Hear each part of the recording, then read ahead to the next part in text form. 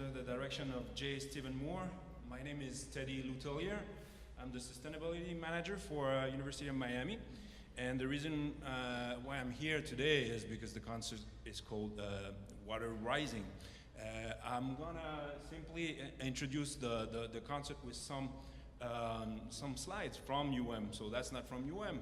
It's just starting with this idea that there's two regions in the world that are at risk, the biggest risk for sea level rise, and that's Bangladesh and Miami-Dade County. And so we're at least very fortunate in our region, in our county, in Southeast Florida, to have probably the best and most progressive elected officials, municipalities especially, and you'll hear from them in a moment. They'll here to talk about the way we try to adapt and be resilient to what's already there and what's coming. They'll probably talk a lot more on this issue. At UM, we also started mitigating for sea level rise. Sea level rise is just a consequence of climate change, and climate change is a consequence of carbon emission, which are producing global warming. And our mission in 2007 was to already start mitigating for carbon emission. That's what President Shalala at the time did by signing this President's Climate Commitment. The President's Climate Commitment asked us to do several things. One of them was to create my office of sustainability, but also to only build new buildings that would be LEED certified and LEED silver, which meant basically green buildings that would save a lot of energy and water. And probably the best example of that we have at UM is actually in the School of Music, the Frost, the two studios that have been built a few years ago. They reached not LEED silver, not gold, but platinum. Platinum because they're really, really amazing. And that's something we have to thank the Frost family for, definitely, because a lot of green features in it were brought by their impulse.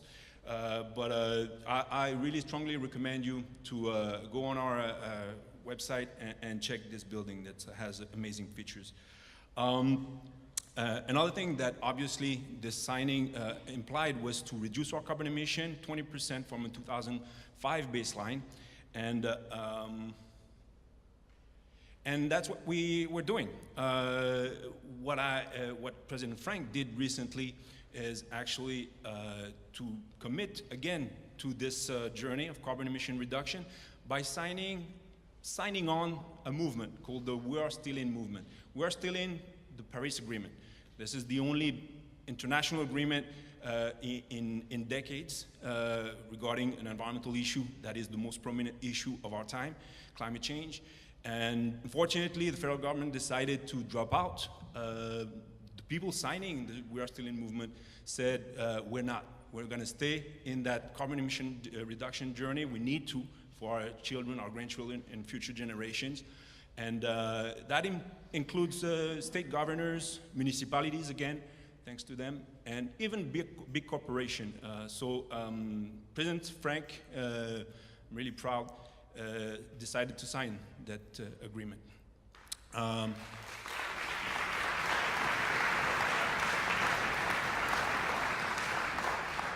the science part, we're also very proud to have the best scientists. I see some of them in the room on the Rosenstiel School of Marine and Atmospheric Science, of course, but on all campuses. And if you're interested in knowing about the science of climate change and sea level rise, it's been compiled. Everything that happened at UM has been compiled in a real big report, very interesting report that you can get at climate.miami.edu. So just to finish with a few good news, we are on track with our carbon emission reduction journey, and we know that because I'm also responsible for our greenhouse gas inventory. That's what we did when we applied to the STARS program recently, 2 years ago. The STARS program is basically a sustainability tracking assessment rating system that include carbon emission report, and it's the best tool for universities in the country, in the nation, to benchmark against each other. And thanks to that tracking, we can say that we're actually on track, we're on target. And if you want to know more, but there's a very simple website if you're interested, miami.edu/sustainability. That's easy, miami.edu/sustainability, and you'll get all the information about sustainability and climate change at the U. So with that, please welcome graduate conductor Craig Mackenzie and the Frost Symphonic Winds.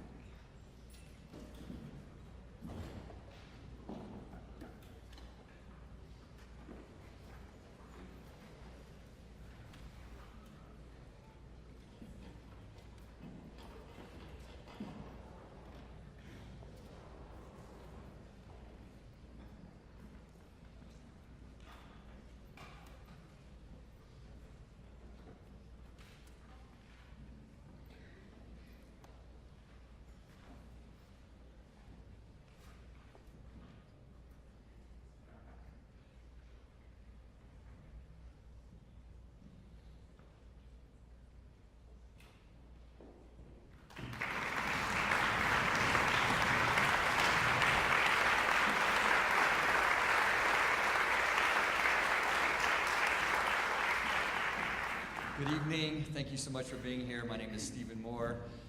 And just like we need everybody's help in practicing great sustainability efforts around the nation, we're also going to ask for your help tonight during Cloudburst. So near the end of the piece, I'll turn around and you'll know what to do all the way to the end of the work.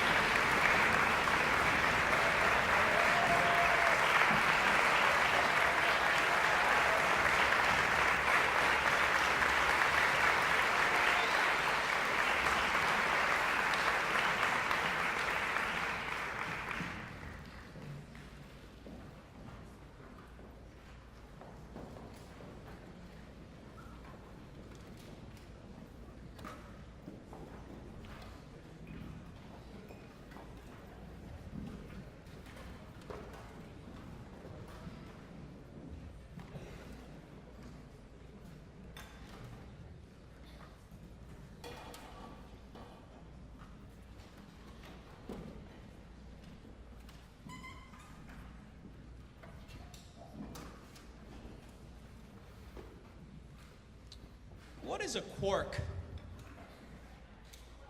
What is a proton? An electron, a atom? What is a molecule?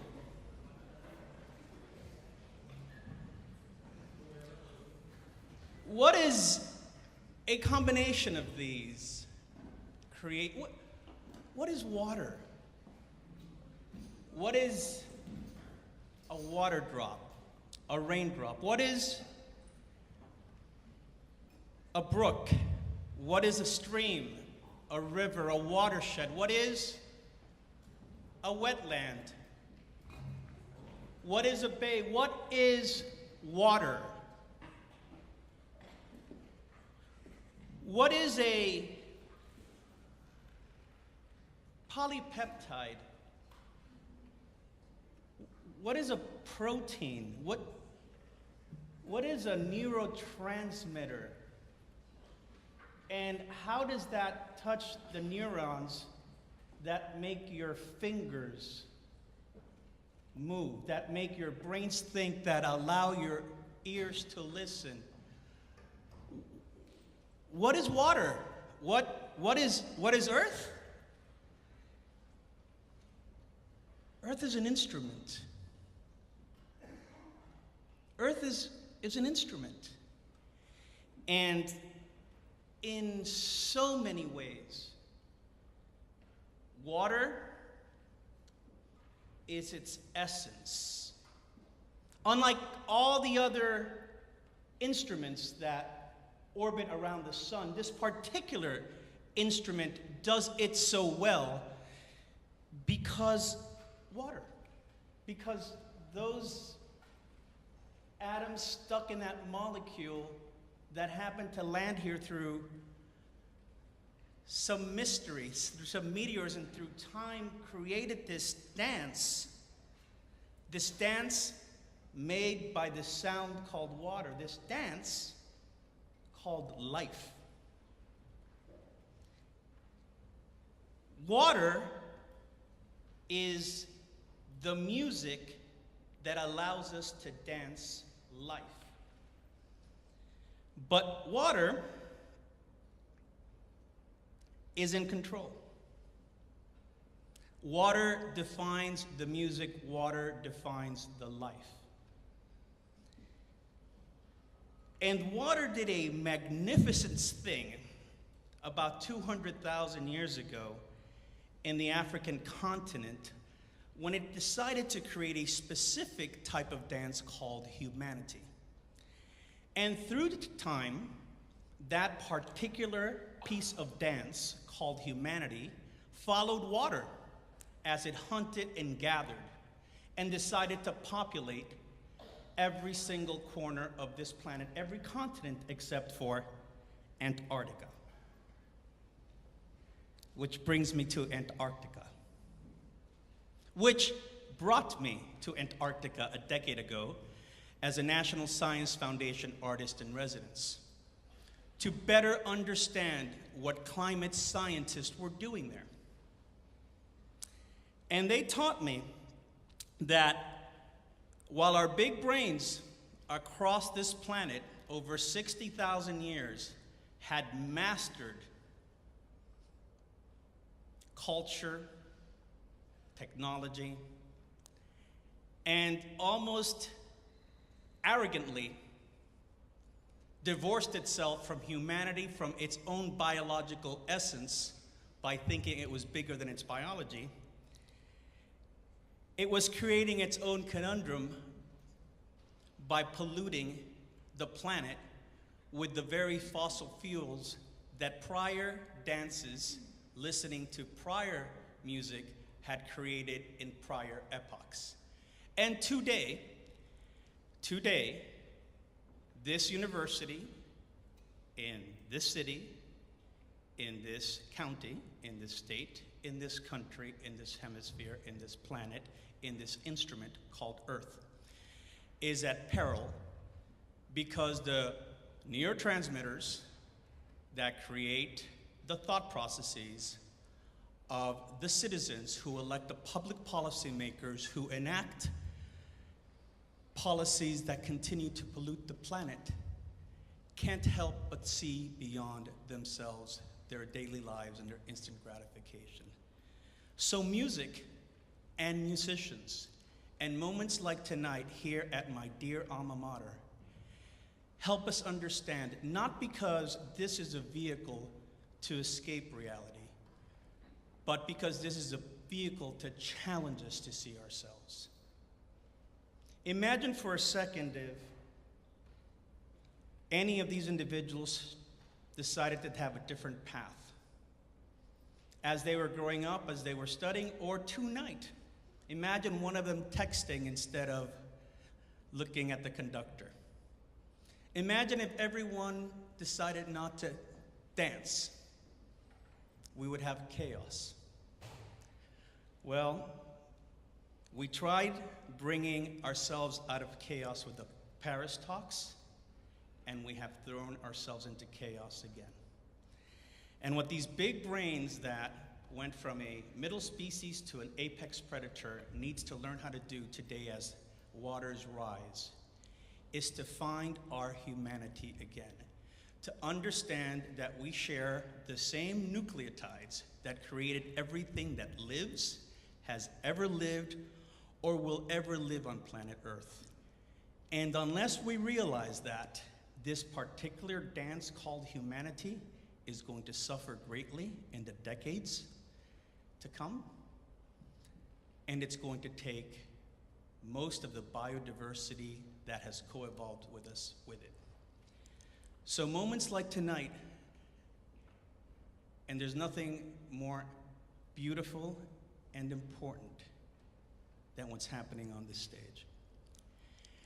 Please don't take this as a moment to escape the reality, but to indeed strengthen your resolve and to look at yourselves the same way that every sound wave coming into your ear crystallizes into something that you can understand and feel.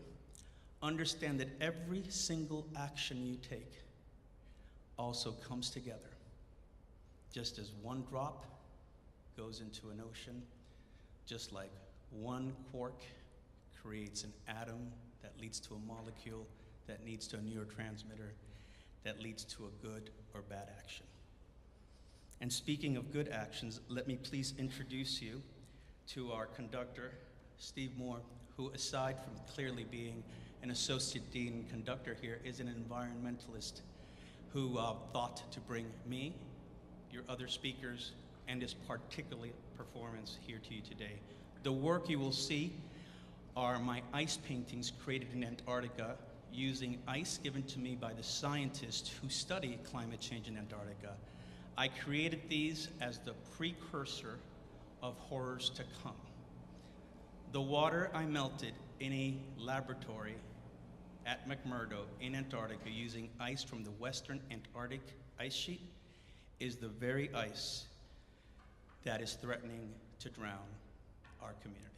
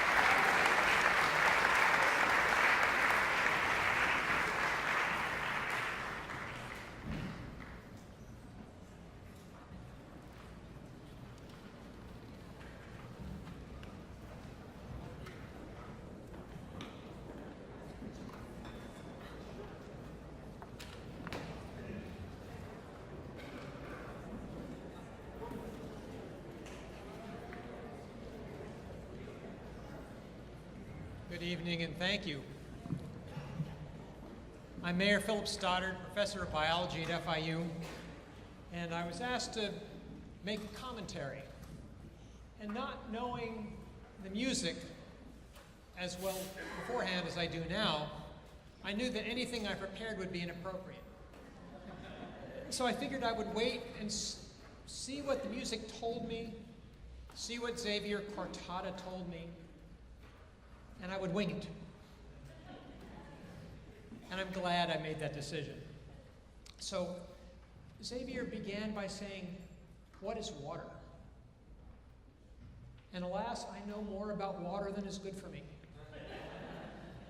So I thought we'd take a few minutes, or moments rather, at the end, and we would find out what water is. So we're going to save that for last. And flautists, you're going to be water, without the flutes.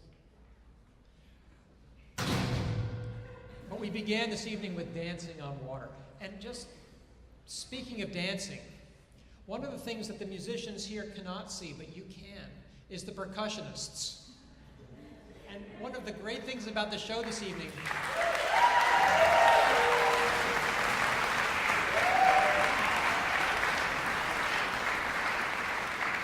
was watching the absolute shenanigans of the percussionists as they ran back and forth, hammering on things, smashing things together.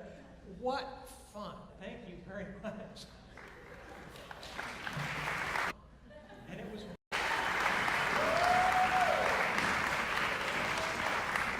But we began this evening with Dancing on Water, a piece that was the music about 10 days ago for Water Dance that was done by Dale Andre down at, I believe, the Deering Estate. And that was the music playing, and they had dancers dancing not on the water, but in the water. And it was a beautiful thing. But I think about dancing on water, and I've tried it. I fall through almost every time. But as an ornithologist, I can tell you that there's an animal that does dance on water. And it's the western grebe. It looks like a cross between a swan and a penguin, only it's about this big. And the male and the female get up on their hind legs and they dance on the water. And one of them takes off running as fast as it can with its long neck stretched out horizontally on the water. Another one picks up and runs along, and they run and they run and they run, and then they dive in. And they truly do dance on the water. A great celebration. The second piece was Power of the Storm. And if you read the paper this morning, the Miami Herald, there was a story about how hurricanes intensify. And it wasn't very explicit on how it worked, but I've been trying to figure it out. And according to the latest science on this, thunderstorms, which are big convection cells rising up, are able to overpower the wind shear. And the wind shear was like my 3-year-old daughter at the beach. I would try to make a sandcastle and she'd always kick the top off of it. And that's what wind shear does. As the convection cells build up and the air begins to rise up in the center of a tropical cyclone, winds going a different direction just shear the top of it off, like somebody who hates wedding cakes and always knocks that last piece off the top. But when the thunderstorms get incorporated inside it, they're able to muscle through the wind shear. And when that happens, it's like spinning on a bar stool and tucking your feet in. The storm begins to build up power and spins up very, very quickly. And we've been seeing this happening and wondering why. Apparently this is what's going on, and they're going to start putting into the computer models of storm intensification, and maybe they'll be able to predict what happens. We came to cloudburst. And there was another paper I was reading today, and I discovered a weather phenomenon I didn't know the name of, but I discovered it last year during Hurricane Irma. Did any of you notice that there were these little places in Miami where the storms were super intense, where the winds came down much, much faster than the regular storm and just ripped through a swath of trees? Did anybody else see this? There was a place where you'd see telephone poles down, or just trees rent asunder, and every place else it was kind of just like a tropical storm had been through. Well, it turns out it's something called a sting jet. I love the name, sting jets.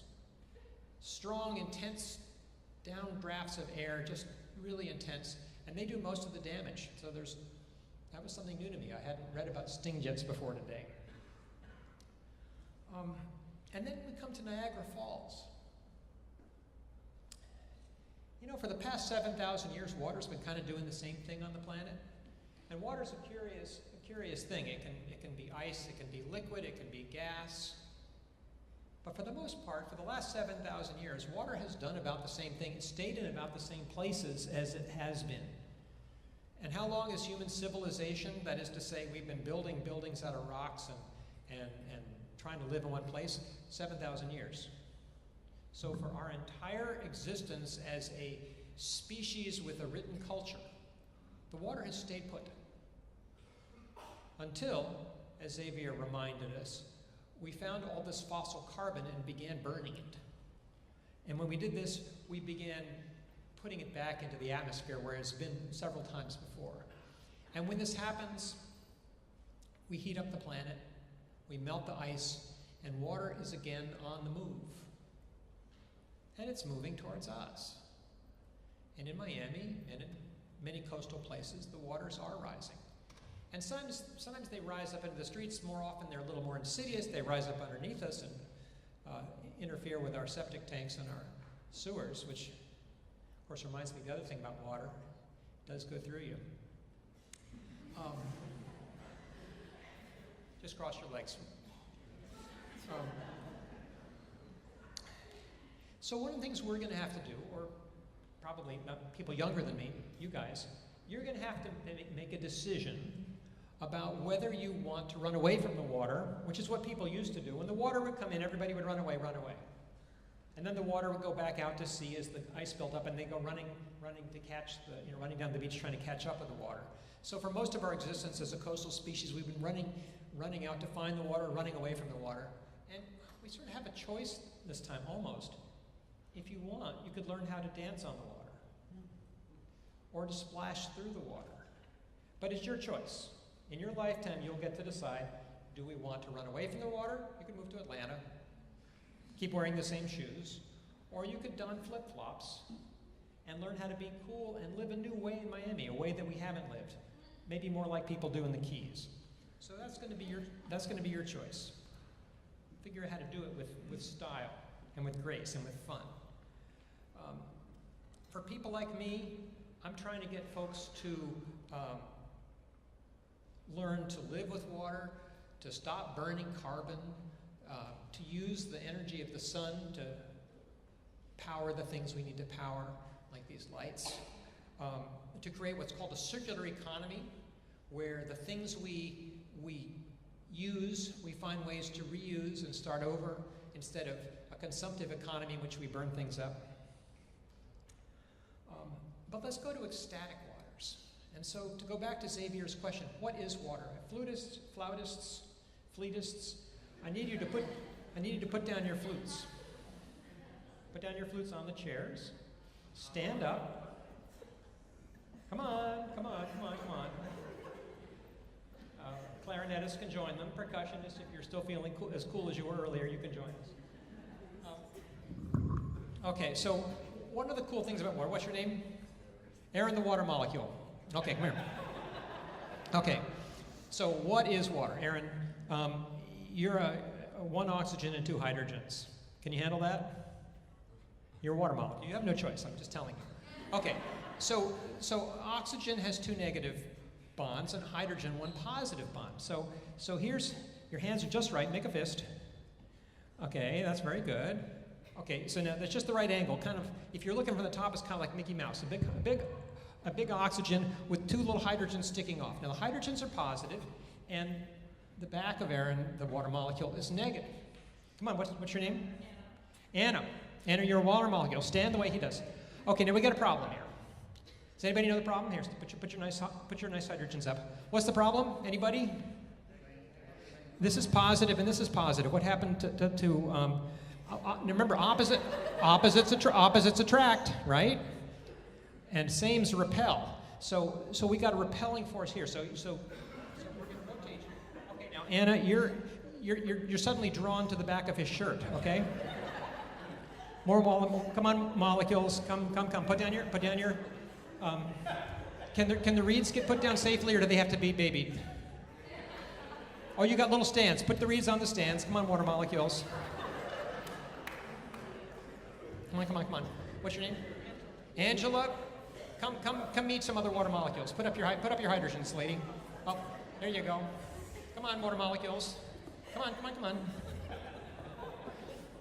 Okay. Oh, now see. No. See, your two hydrogens here are going to repel each other. But you're going to find that your hydrogen is surprisingly drawn to the back of her blouse. Now, this pushes you around like this, which pushes him around like this. Now, you engage these water molecules. Come over and engage. Come on. That's the thing about water, is it gauges. Come on, over here. Now, it's two hydrogens. Now, this is going to push you around a little bit. Okay, now you're in a really nice chain, but water, we need energy, right? Let's have some sunlight. I want you all to beam here. Now, you're getting hot. What happens when molecules get hot? They begin to dance. Brownian motion. Do, do, do, do, do, do, do. So start dancing. But now remember, you're water molecules. So now, you guys have almost formed an ice crystal, but you really have to move, okay? Okay, so now as you move, you begin to bounce around a little bit.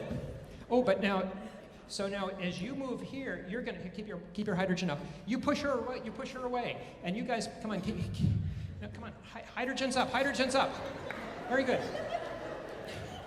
Oh, no, they got me. I'm a water molecule too. Oops, why did I get pushed around? Oh.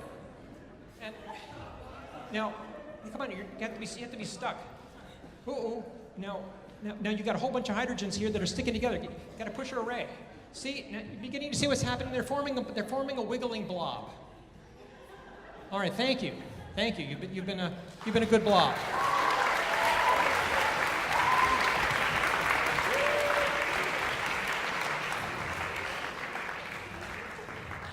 And for any of you who like the short stories of Saki, I teach by the Short's Metaclume method. So anybody in the audience who knows what I'm talking about, see me afterwards.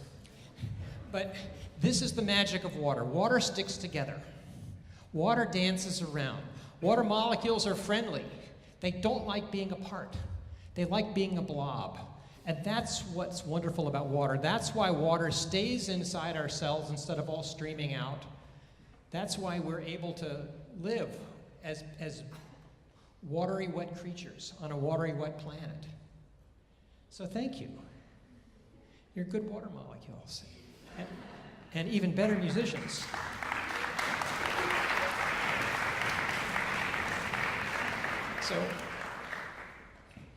So it's my great pleasure to get off the stage and to conclude our concert this evening.